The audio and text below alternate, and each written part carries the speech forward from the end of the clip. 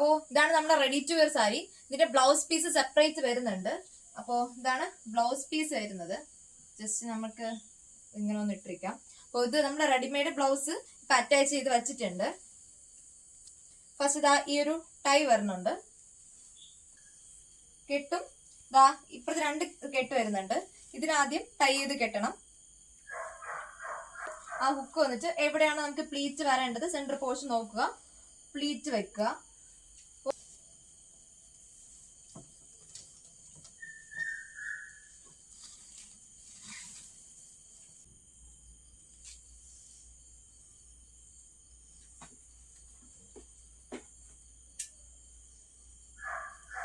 അപ്പോൾ ജസ്റ്റ് 2 മിനിറ്റിനകത്ത് നമുക്ക് സാരി വെയർ ചെയ്യാൻ പറ്റും. ഫ്രണ്ട് നമുക്ക് പ്ലീറ്റ് നമുക്ക് പിന്നീട് അഡ്ജസ്റ്റ് ചെയ്ത് നമുക്ക് വെക്കാൻ പറ്റും. എങ്ങനെയാണോ അഡ്ജസ്റ്റ് ചെയ്ത് വെച്ചാൽ മതി. അപ്പോൾ ഇത്രയേ ഉള്ളൂ. Bye bye.